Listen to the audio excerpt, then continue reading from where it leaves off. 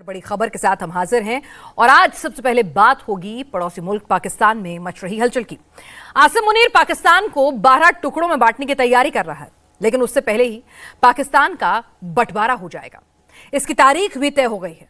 15 दिसंबर को सिंध की जनता कराची में आजादी का प्रोटेस्ट करने जा रही है। 15 दिसंबर को लेकर मुनीर टेंशन में है। 7 दिसंबर को कराची से जो तस्वीरें आई थी उससे मुनीर दहशत में आ गया है।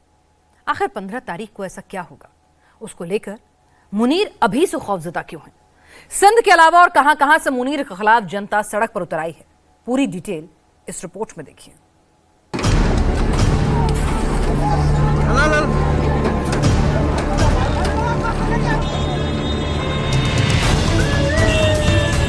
सिंध में पाकिस्तान से आजादी की आवाज गूंज रही है। पाकिस्तान मुर्दाबाद के नारे लग रहे हैं। पाकिस्तान मुर्दाबाद, मुज़फ़्फ़र भुट्टो जिंदाबाद, पाकिस्तान मुर्दाबाद, आसिम बाबर जिंदाबाद, पाकिस्तान मुर्दाबाद। सड़क पर उतरे लोग आसिम मुनीर का सिर मांग रहे हैं। तेरा कर लेंगे, जालिम तेरा कर लेंगे, काफिर तेरा कर लेंगे, हाफिज सुल्ला कर लेंगे, हाफिज तेरा कर लेंगे। पेशावर, क्वेटा, मुजफ्फराबाद, कराची में पाकिस्तान से आजादी की डिमांड उठ रही है। मुनीर के खिलाफ लोग सड़क पर उतर आए हैं। आसिम मुनीर पाकिस्तान के पूरे पॉलिटिकल सिस्टम को तबाह करने में जुट गया है। अब बल्दियाती इलेक्शन में क्या इन्होंने पीटीआई को जितवाना है? ना जी, नून लीग को उनको वोट ही नहीं पड़ने, पीपल्स पार्टी का बंदा ही नहीं है। तो फिर किसको? जनरल आसिम मुनीर के। जनरल आसिम मुनीर की जो सियासत है अब इस मुल्क में प्रीवेल करेगी। कमाल है पाकिस्तानियों।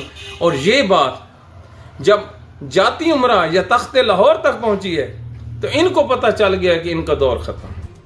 पाकिस्तान में आसिम मुनीर का टुकड़े टुकड़े प्लान है। आसिम मुनीर की फौज बलूचिस्तान में हार रही है। खैबर पख्तूनख्वा में उसके जवान पीछे हट रहे हैं। अफगान बॉर्डर पर तालिबान मुनीर की फौज को पीट रहा है।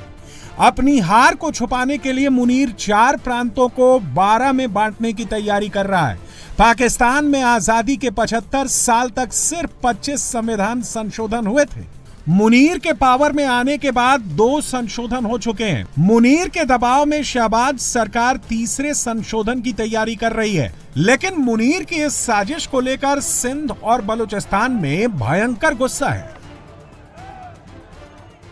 ये कहते हैं कि ये मुल्क इनका है, इनकी बाप की जागीर है। ऐसा नहीं है, तुम्हारे बाप का मुल्क नहीं है, ये हमारा मुल्क है। यहाँ पे 22 करोड़ लोग फैसले करेंगे। यहाँ पे फैसले आईन और कानून के मुताबिक होंगे। यहाँ पे किसी की मर्जी के मुताबिक फैसले नहीं होंगे। बंद कर दो ये बंद कमरों में फैसले करने वाले, बंद कर दो ये खुद को जमीन पे खुदा समझने वाले। शहबाज शरीफ को भी पता है कि नए राज्य बनने से उनकी सियासत खत्म हो जाएगी। यही खौफ बिलावल भुट्टो को भी है। पाकिस्तान पीपल्स पार्टी के नौजवान चेयरमैन बिलावल भुट्टो ज़रदारी लाहौर, और लाहौर ज़ाहिर वो कहते हैं कि जब भी मैं लाहौर आता हूँ, बल्कि पंजाब आता हूँ, तो मेरा आना हज़म नहीं होता। अभी किसको हज़म नहीं होता, इस पर भी बात करेंगे। और 2-3 चीज़ें बड़ी अहम उन्होंने बयान की हैं। एक तो उन्होंने जो कहा वो ये है कि एक पार्लियामेंट से 2 आइनी तरामीम काफ़ी हैं, मज़ीद की गुंजाइश नहीं। अच्छा, ये बड़ी अहम चीज़ उन्होंने कह दी कि एक पार्लियामेंट, यानी मौजूदा हुकूमत की वजह से जो पार्लियामेंट इस वक्त बरकरार है, तो 5 साल में 2 कहते हैं जी बहुत होती हैं। लेकिन अब तीसरी यानी कि 28वीं आईनी तरमीम का दौरा है, बात की जा रही है, हुकूमत तस्दीक कर रही है इस बात की। तो इसका मतलब क्या समझा जाए कि बिलावल साहब 28वीं तरमीम में गवर्नमेंट की हमायत नहीं करेंगे। वो जानते भी हैं कि 28वीं तरमीम में क्या क्या चीज़ें आ रही हैं। दूसरी बात उन्होंने कहा जी मज़ीद सूबे बनाने से पहले जहाँ नए सूबे बनाने पर इत्तफाक़ राय है वो बनाएं पहले। फिर उन्होंने कहा जी पहले जनूबी सूबे को सूबा बनाने के लिए इत्तफाक़ की राय करें, फिर आगे चलें। इसका क्या मतलब है कि सूबे बनाने पर भी राज़ी हो गए हैं वो। और दूसरा उन्होंने कहा जी पंजाब में बल्दियाती निज़ाम पर कानून बनाया गया, सिंध में अगर हम ऐसा करते तो लोगों ने उल्टा लटका देना।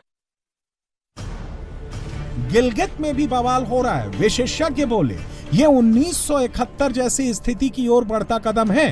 देश में अलगाव की आग तेज हो रही है। सरकार इसे बेहतर शासन का नाम दे रही है, लेकिन विशेषज्ञ इसे बांटो और राज करो की पुरानी ब्रिटिश चाल बता रहे हैं। आसिम मुनीर ने पूरी तरह पाकिस्तान को इस वक्त अगर देखा जाए तो अपने कंट्रोल में ले लिया है। उसने संविधान में संशोधन कराकर खुद के लिए ऐसी पावर्स ले ली हैं जहां उसके खिलाफ ना कोई मुकदमा चल सकता है। हर मेजर पोजीशन पर सिर्फ और सिर्फ उसी के बंदे बैठेंगे। तो यानी कि एक तरह से पाकिस्तान में पहले भी फौज का ही शासन चलता था और उसी के बनाए हुए लोग जो हैं वो प्रधानमंत्री की कुर्सी पर बैठते थे। लेकिन इस बार तो आसिम मुनीर ने हद ही पार कर दी है। आसिम मुनीर का मैसेज क्रिस्टल क्लियर है। जो भी उसके रास्ते में आएगा, जो भी उसके खिलाफ कदम उठाएगा, उसे हटा दिया जाएगा। सेना के एक बड़े सीनियर ऑफिसर फैज हमीद सिर्फ बहाना है। दरअसल अल्टीमेट निशाना जो है वो मुनीर का धीरे धीरे करके इमरान खान, जिसकी पॉपुलैरिटी बार बार मुनीर को चैलेंज देती है। इमरान जिसने मुनीर को सैक करवाया था जब वो प्रधानमंत्री थे, और इमरान जो फौज के आगे झुकने से इनकार करने लगे, उस इमरान को ठिकाने लगाना है।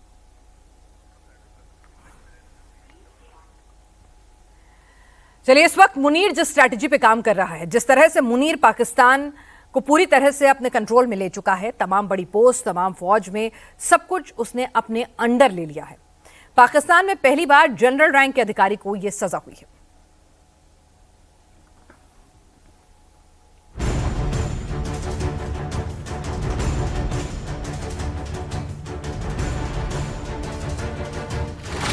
आसिम मुनीर के रास्ते में जो आएगा वो हटा दिया जाएगा।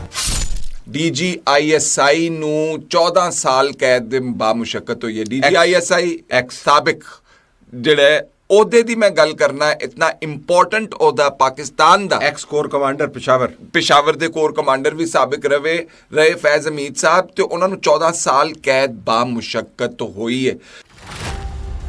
पाकिस्तान में पहली बार जनरल रैंक के अधिकारी को मिली सजा।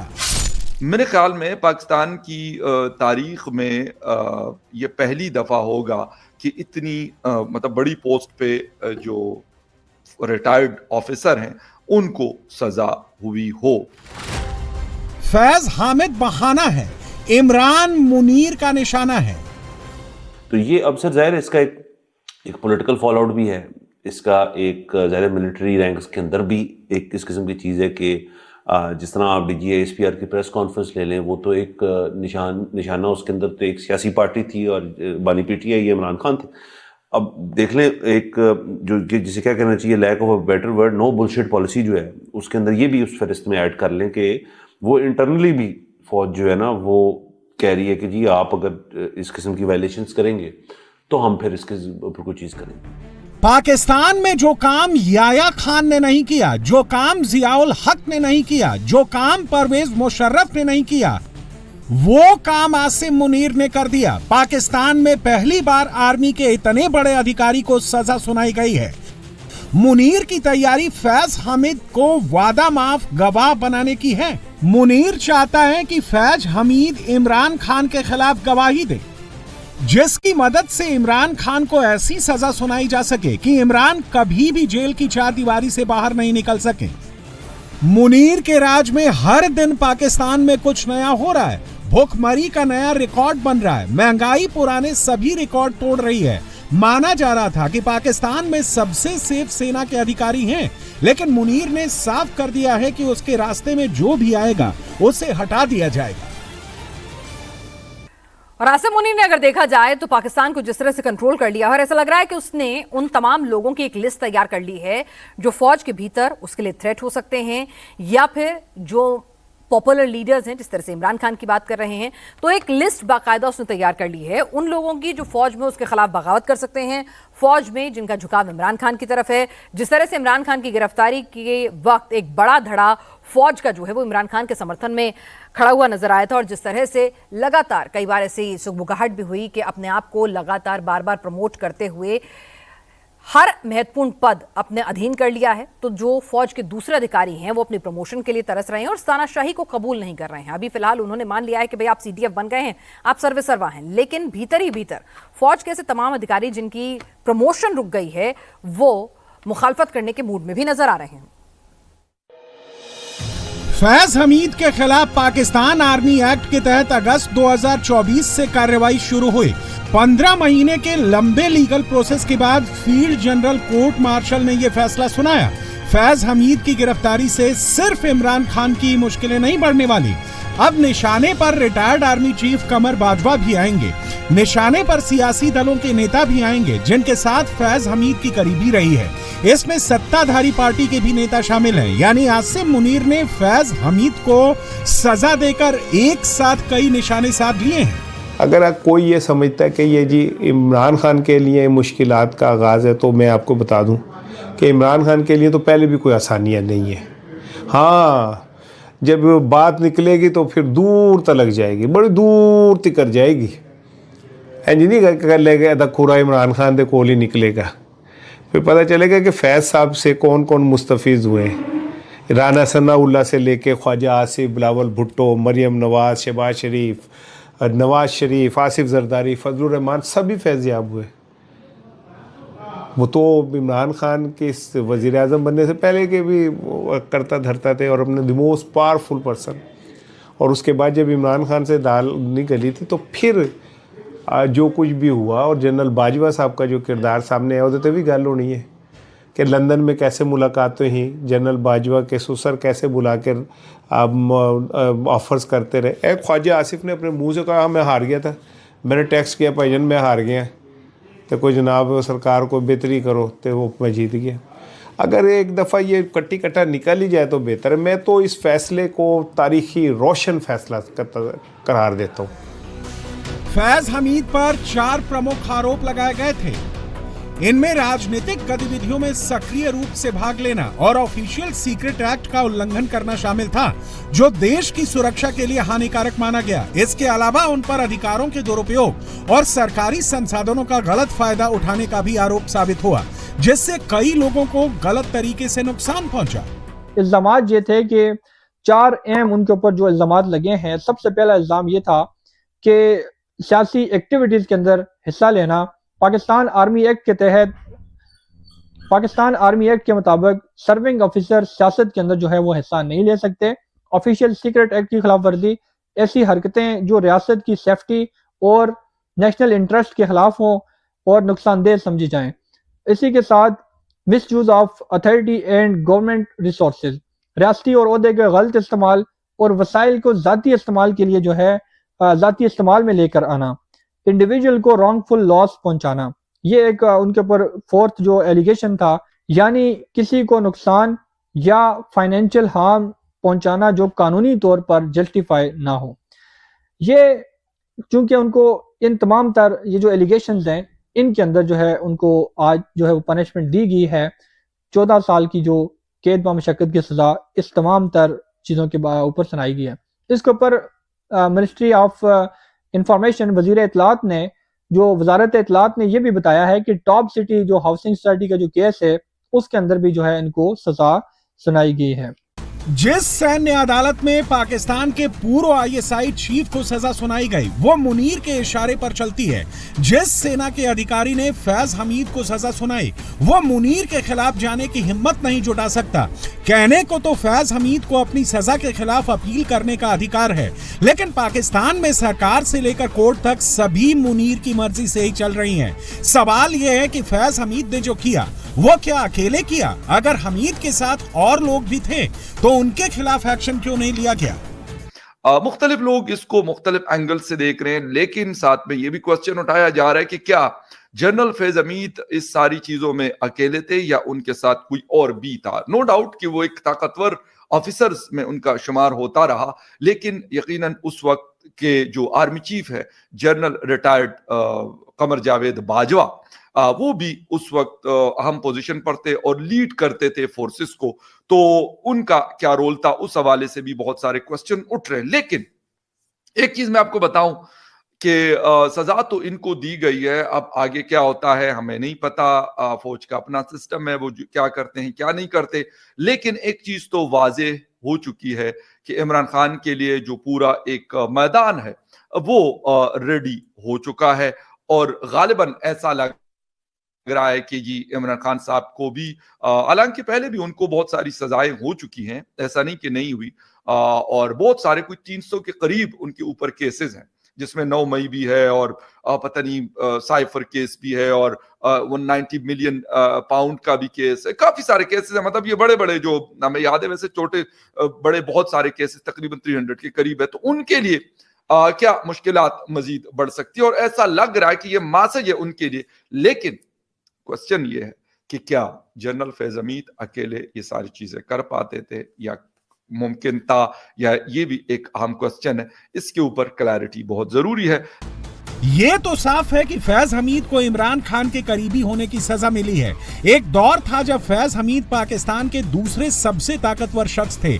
सितंबर 2021 की वो तस्वीरें शायद ही कोई भूल पाया हो, जब अफगानिस्तान में अमेरिकी सत्ता के पतन और तालिबान की वापसी के तुरंत बाद ISI के मौजूदा चीफ फैज हमीद काबुल पहुंचे थे। लेकिन सत्ता बदली, आर्मी चीफ बदला, तो सब कुछ बदल गया। और ये वही फैज हमीद साहब हैं जो इमरान खान साहब के साथ हुआ करते थे, इमरान खान का काफी साथ देते थे। वैसे तो हमने आज तक तो देखा नहीं कि किसी मिलिट्री के ऑफिसर को इस तरह से सजा सुनाई गई हो। तो कई लोगों का ख्याल ये है कि क्या इमरान खान के लिए कोई रास्ता बनाया जा रहा है, क्या इमरान खान को भी इस तरह से सजा हो सकती है, और इमरान खान से पीछा छुड़ाने के लिए क्या फैज हमीद साहब या जनरल फैज हमीद जो हैं उनको इस तरह से सजा सुनाई गई है। आखिर ये सब क्या हो रहा है, और यकीनन इस वक्त जो है ये एक बहुत बड़ी खबर के तौर पे इसको लिया जा रहा है। इसीलिए मैं जल्दी से अभी लाइव के लिए मैंने कहा मैं आप लोगों को बता दूं कि लेफ्टिनेंट जनरल फैज हमीद जो कि इमरान खान के साथ ही रहे हैं, जो कि तालिबान की हुकूमत बनने के वक्त जो है बार बार अफगानिस्तान का चक्कर लगा रहे थे, और उनकी कई फोटोज, बल्कि ये फोटो जो मैंने दिखाई है वो भी उनकी उसी वक्त की है जबकि वो अफगानिस्तान जो है वो गए हुए थे और तालिबान की हुकूमत जो है वो बनने जा रही थी। और इस वक्त लेफ्टिनेंट फैज हमीद साहब जो हैं उनको जी तकरीबन 14 साल की कैद बामुशक्कत, जी हाँ 14 साल की सजा जो है वो सुना दी गई है। और अब कहा यह जा रहा है कि जी इनको, इनकी सजा को देखते हुए कई लोगों का ख्याल ये है कि अब यकीनन ये बात जो है वो इमरान खान के कान तक पहुंचाई जा रही होगी, या इमरान खान साहब जो है उनको भी क्या इसी तरीके सजा हो सकती है कि इमरान खान भी यही कुछ भुगत सकते हैं, यही कुछ फेस कर सकते हैं जो कि इस वक्त लेफ्टिनेंट जनरल फैज हमीद के साथ हो रहा है। फैज हमीद को पिछले साल 12 अगस्त को हाउसिंग घोटाला केस में आर्मी ने अरेस्ट किया था। उनके खिलाफ सुप्रीम कोर्ट ने कार्रवाई का आदेश दिया था, जिसके बाद उनका कोर्ट मार्शल शुरू किया गया। फैज हमीद पर अल कादिर ट्रस्ट स्कैम में 5 अरब रुपए की रिश्वत लेने का आरोप है। अल कादिर ट्रस्ट स्कैम वही केस है जिसमें मई 2023 में इमरान को गिरफ्तार किया गया था, और इसके बाद पाकिस्तान में जबरदस्त हिंसा हुई थी। 8 लोग मारे गए थे। आर्मी हेडक्वार्टर के अलावा जिन्ना हाउस पर भी खान समर्थकों ने हमला किया था। फैज हमीद सिर्फ इमरान खान के ही करीबी नहीं थे, उनके नवाज शरीफ से भी काफी करीबी रिश्ते थे। कई बार मुश्किल वक्त में उन्होंने नवाज शरीफ की मदद भी की थी। फैज हमीद की सजा पाकिस्तान में एक शुरुआत भर है। अभी कई ऐसे लोग हैं जिनका नंबर आने वाला है। ये सीधा मैसेज है कि जो भी आसिम मुनीर के खिलाफ खड़ा होगा उसका अंजाम अब पाकिस्तान में यही होगा। और बात यूपी में SIR की डेडलाइन बढ़ाए जाने के बाद शुरू हुए एक्शन की करते हैं। चुनाव आयोग के SIR की समय सीमा में इजाफा करने के बाद यूपी में एक बार फिर से वोटर लिस्ट शुद्धिकरण अभियान ने जोर पकड़ लिया है। लखनऊ से लेकर प्रदेश के सभी जिलों में योगी की पुलिस ऑपरेशन टॉर्च के जरिए घुसपैठियों की पहचान कर रही है, तो वहीं लापता वोटर्स को तलाशने के लिए अब बीजेपी के कार्यकर्ता भी जमीन पर उतरने वाले हैं। यूपी में कैसे योगी सरकार इस अभियान को रफ्तार दे रही है, देखिए ये रिपोर्ट। 26 दिसंबर नई डेडलाइन, SIR पर योगी की क्लियर लाइन। यूपी में कितने वोटर लापता, योगी के पास सबका पता। घर घर घूमेंगे योगी के वर्कर, ढूंढ निकालेंगे लापता वोटर। चुनाव आयोग ने जैसे ही यूपी में SIR की समय सीमा बढ़ाने का ऐलान किया, उसके तुरंत बाद प्रदेश में लापता वोटर्स को लेकर एक्शन तेज हो गया। सीएम योगी ने सीधे ग्राउंड पर उतरकर सिस्टम को साफ संदेश दिया और ये बता दिया कि उत्तर प्रदेश में कोई योग्य वोटर SIR से नहीं छूटेगा। वैसे चुनाव आयोग ने सिर्फ उत्तर प्रदेश को मोहलत नहीं दी, बल्कि यूपी के साथ ही मध्य प्रदेश, छत्तीसगढ़, गुजरात, तमिलनाडु और अंडमान निकोबार में भी एसआईआर की समय सीमा बढ़ा दी गई है। चुनाव आयोग ने 1 जनवरी 2026 को क्वालिफाइंग तारीख मानते हुए इन 6 राज्यों और केंद्र शासित प्रदेशों में वोटर लिस्ट के एसआईआर के लिए शेड्यूल को संशोधित किया है। ऐसे में अब तक प्रदेश के जिन 2.91 करोड़ लोगों ने अपने एसआईआर फॉर्म जमा नहीं किए हैं, उन लोगों को कुछ और मोहलत मिल गई है। चुनाव आयोग ने अब 26 दिसंबर 2025 को फॉर्म जमा करने की आखिरी तारीख तय की है। 31 दिसंबर 2025 तक ड्राफ्ट रोल पब्लिश करने की आखिरी तारीख है और 28 फरवरी 2026 तक फाइनल वोटर लिस्ट पब्लिश करने का समय दिया गया है। यूपी में एसआईआर की समय सीमा बढ़ाई जाने के बाद राजधानी लखनऊ में ऑपरेशन टॉर्च के तहत लोगों के दस्तावेजों के सत्यापन की जांच तेज कर दी गई है। शुक्रवार को खुद बीजेपी विधायक नीरज बोरा ने पुलिस के साथ मिलकर के फैजुल्लागंज इलाके की झुग्गी झोपड़ी में सर्च ऑपरेशन चलाया। इस दौरान ये सामने आया कि यहाँ रह रहे ज्यादातर लोगों के आधार कार्ड असम के बरपेटा जिले के ही पाए गए। साथ ही इन सबके आधार कार्ड में वाइफ ऑफ या सन ऑफ की जगह केयर ऑफ शब्द का इस्तेमाल किया गया है, जो ये बताता है कि किस तरीके से ये पूरा फर्जीवाड़ा चल रहा था। इस क्षेत्र में अभी 80-90 परिवारों से मेरा मिलना हुआ और ये सारे परिवारों के पास जब पूछा गया, इनकी आइडेंटिटी मांगी गई तो आधार कार्ड इन्होंने दिखाया। और आधार कार्ड में विशेष बात जो देखने को मिली, जैसे मेरा भी आधार कार्ड है तो मेरे नाम के बाद मेरे पिता का नाम होता है, सन ऑफ लिखा होता है। यहाँ पर सारे आधार कार्ड ये सब देखिए, सब दिख रहे हैं, ये लोग सब यहाँ मौजूद हैं, सब अब इस समय अपने अपने झोपड़ियों में अपने अपने घर में घुस रहे हैं। और इनके आधार कार्ड में देखने को मिला कि कहीं भी सन ऑफ और डॉटर ऑफ और वाइफ ऑफ नहीं लिखा हुआ है, सब केयर ऑफ लिखा हुआ है। यानी कि सारे के सारे आधार कार्ड फेक हैं और जाली बने हुए हैं। इन्होंने उस आधार कार्ड के बुनियाद पर इन्होंने पैन कार्ड, श्रम कार्ड सब बनवाए हुए हैं। सरकारी सुविधाओं का लाभ भी मिल रहा होगा, सुविधाओं का लाभ ले रहे होंगे। और यहाँ पर इनके पास लखनऊ का लोकल कोई भी दस्तावेज नहीं है। वहीं जब इंडिया टीवी की टीम ने यहाँ रह रहे लोगों से बात की तो उनके आधार कार्ड में भी सन ऑफ की बजाय केयर ऑफ लिखा दिखाई दिया। हालांकि इन लोगों ने बताया कि वो यहाँ पर बीते 3 से 4 सालों से रह रहे हैं और उन्होंने एसआईआर का फॉर्म भी भरा है। आप लोग यहाँ कितने सालों से रह रहे हो? जी हम लोग यहाँ पे 3-4 साल हो गया, यहाँ पे 4-5 साल हो गया। क्या काम करते हो आप लोग? हम लोग LSM में करते हैं, पहले इको ग्रीन में करते थे। मैं कंपनी बदलती रहती है, हम लोग चेंज होते रहते हैं। आप अपना जरा आधार कार्ड दिखाइए। क्या नाम है आपका? जी मेरा नाम सद्दाम बेग है। सद्दाम बेग आपका नाम है। आपका भी जो आधार कार्ड है उसमें देखिए बरबेटा का पता है और यहाँ भी केयर ऑफ लिखा हुआ है। ये शुक्र बेग, ये कौन है आपके? ये मेरा पिता है।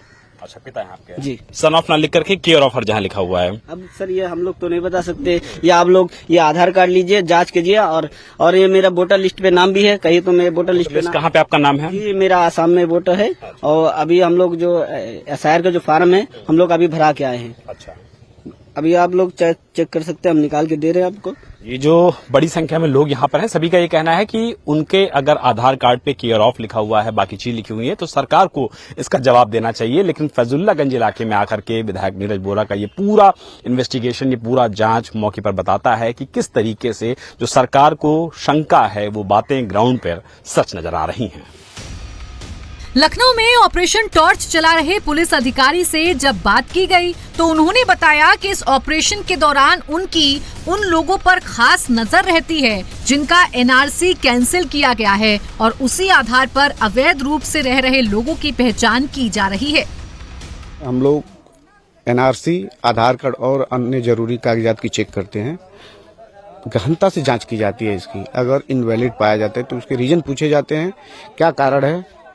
जैसे मान लीजिए ये इनका एनआरसी है तो अप्रोक्स कोई भी आप एनआरसी ले लीजिए, लगभग 10 लोगों का एक वो बना कि एक परिवार में 10 लोग रह रहे हैं। ये बस सोचने वाली बात है कि हर परिवार में 10 लोग ही क्यों हैं, कुछ कम होंगे कुछ ज्यादा होंगे। जैसे कि एक एनआरसी देखिए, इसमें 4 लोगों का रिजेक्टेड है इसमें 4 लोगों का।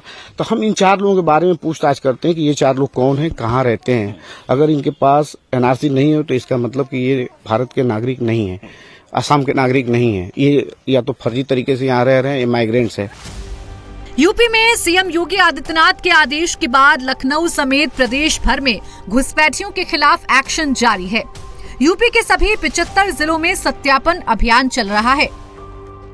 मेरठ से लेकर कानपुर, वाराणसी से लेकर बुलंदशहर, सहारनपुर से लेकर बांदा तक पुलिस की टीम घर घर जाकर पूछताछ कर रही है। झुग्गी झोपड़ियों में जाकर लोगों के दस्तावेजों की जांच कर रही है। और यूपी में एसआईआर को लेकर मुख्यमंत्री योगी आदित्यनाथ भी लगातार जिलों के दौरों पर हैं। आजमगढ़, वाराणसी और बरेली में एसआईआर प्रोसेस को लेकर सीधा संवाद किया। गायब वोटर्स की इतनी बड़ी संख्या को लेकर अधिकारियों से सवाल पूछे और अधिकारियों को जल्द से जल्द काम पूरा करने का निर्देश दिया। वहीं इसके साथ ही मुख्यमंत्री योगी ने लापता वोटर्स को लेकर सख्त निर्देश दिए। आजमगढ़ में सीएम योगी आदित्यनाथ ने हर विधानसभा क्षेत्र के डेटा को बारीकी से देखा और फिर योगी ने पार्टी कार्यकर्ताओं को ग्राउंड पर उतरने के निर्देश दिए और उन लोगों को फॉर्म भरना सुनिश्चित करने को कहा जिनके नाम वोटर लिस्ट से गायब हैं। सीएम योगी ने आदेश दिया कि किसी भी योग्य वोटर का नाम लिस्ट से ना छूटे। लापता वोटर्स को खोजकर उनका नाम वोटर लिस्ट में शामिल किया जाए। साथ ही एसआईआर को लेकर मुख्यमंत्री ने कहा है कि अब अधिकारियों की लापरवाही को बर्दाश्त नहीं किया जाएगा। यूपी में इस वक्त सिर्फ वोटर वेरिफिकेशन नहीं बल्कि मेगा क्लीन अप ऑपरेशन चल रहा है, जहां हर गलती का हिसाब मांगा जा रहा है और हर वोटर की पहचान की जा रही है।